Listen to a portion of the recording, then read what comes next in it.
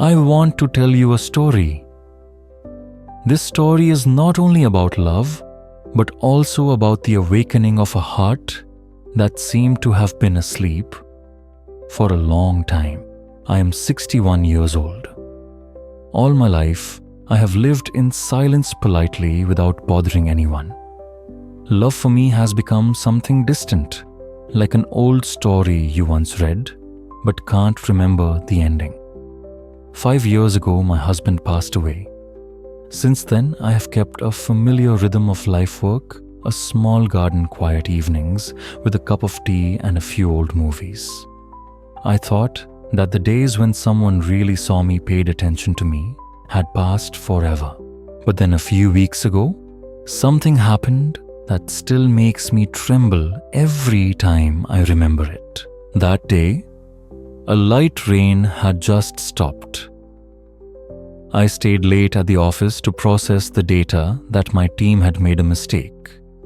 My boss, Richard Wallace, had gone to an important dinner. Before leaving, he called me and said his son would be by to take me home. I was about to decline. I didn't want to bother anyone, especially Danielle, Richard's son in his early 20s. I had only met him a few times at company parties when people were crowded laughter, drowning out awkward gaps. However, when I stepped out of the building, my umbrella struggling to keep out the wind, I saw Danielle standing next to a black SUV waiting for me right in front. He walked quickly over his hoodie, still wet from the rain, a youthful and warm smile on his face. "Hello, Ms. Morgan." He smiled. "Get in the car. It's warm in the car." I smiled slightly. "Just call me Evelyn. And thank you. You're so kind." The air in the car was warm, smelling of leather and a hint of mint from chewing gum. Daniel drove carefully, his hands relaxed on the wheel.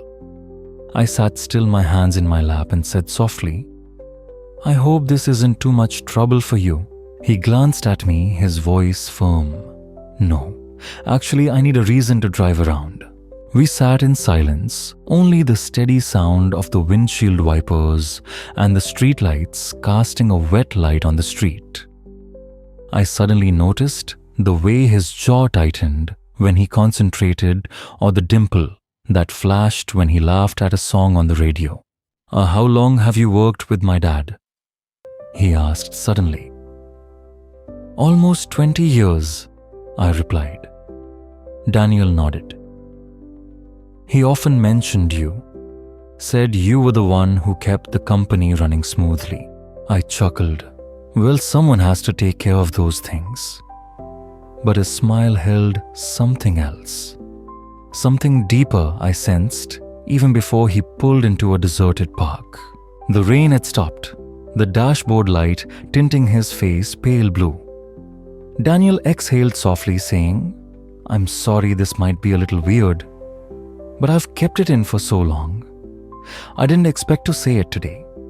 I have thought about you so many times. It sounds crazy, I know. You're much older than me and you work with my dad. But I couldn't help but notice the way you walked, the way you were quiet, but strong. I just wanted you to know that." I was speechless. My heart was pounding as if I'd been pulled from a long sleep.